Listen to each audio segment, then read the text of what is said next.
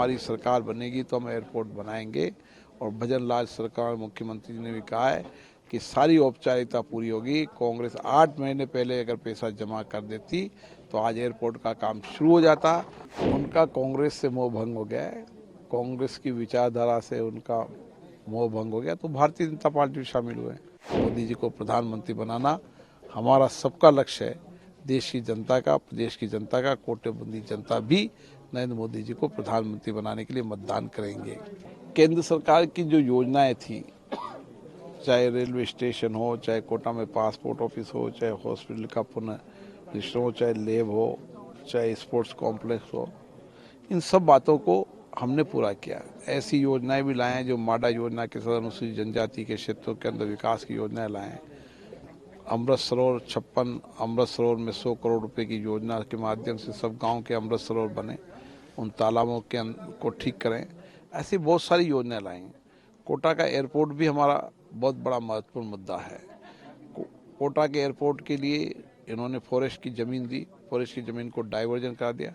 Diversion करने के बाद जो राज्य सरकार को पैसा जमा कराना था वो 8 महीने तक राज्य सरकार पैसा जमा नहीं कराई।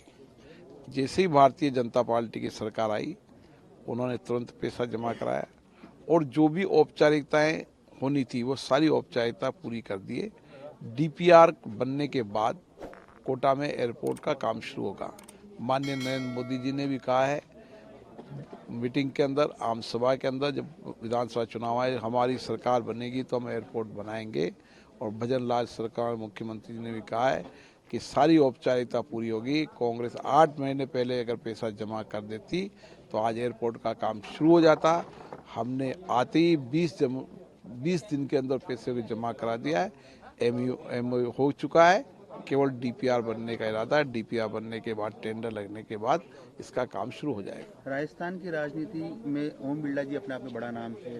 संसद में जाने के बाद जब आप अध्यक्ष बने तो देश में ओम बिरला जी राजनीति में एक बड़ा नाम हो गए।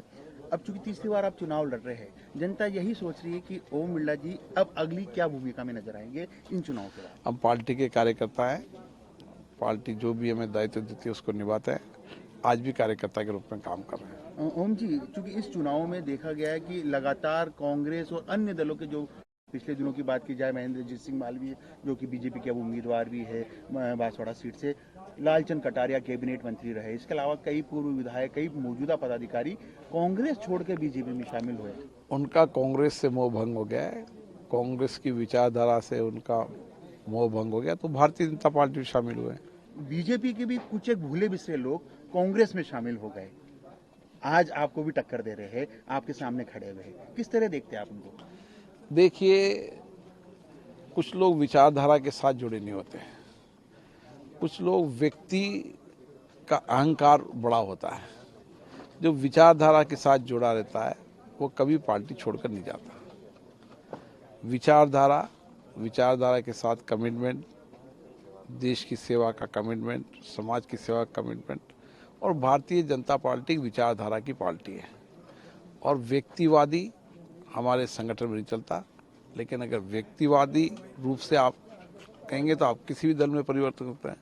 आप इस दल में पहले थे, कभी इस दल में परिवर्तन करते, तो ये तो व्यक्ति की अपनी मानसिकता है कि वो किस दल में जा सकता है। लेकिन विचारधारा से जुड़ा व्यक्ति हमेशा पार्टी के साथ कमिटमेंट रहता है। बड़ा मुद्दा जिसके आधार पर बीजेपी इस बार चुनाव मैदान में है, कौन सा बड़ा मुद्दा है? राजस्थान का एक ही मुद्दा है, माननीय प्रधानमंत्री जी को 400 सीटों से ज़्यादा लाकर देश में पुनः प्रधानमंत्री बने और दुनिया के सबसे बड़े लोकतंत्र में सबसे ज़्यादा मत प्रतिशत प्राप्त करें, ताकि हमारे लोकप्रिय नेता की दुनिया के अंदर जो लोकप्रियता है वो और बढ़े। जनता का आशीर्वाद पूरा है। हम कभी लक्ष्य बना के नहीं चलते। हमारा लक्ष्य एक ही है कि जनता के विश्वास भरोसे को जीतें। हम मतों की गिनती के आधार में नहीं, तो मैं हमेशा कभी भी मतों का दावा कभी नहीं करता। मैं 2003 से चुनाव लड़ रहा हूँ। मेरी कोशिश रहती है कि मैं जनता के विश्वास भरोसे को और जीतूं और 2003 से मैं 5 चुनाव लड़ा हूँ। मुझे जनता ने ज़्यादा विश्वास, ज़्यादा आशीर्वाद दिया है। फिर मैं जनता के ज़्यादा आशीर्वाद की आशा करता हूँ और ये चुनाव के मैदान में है और मोदी जी को प्रधानमंत्री बनाना हमारा सबका लक्ष्य है। देश की जनता का, प्रदेश की जनता का, कोटियों बंदी जनता भी नरेंद्र मोदी जी को प्रधानमंत्री बनाने के लिए मतदान करेंगे।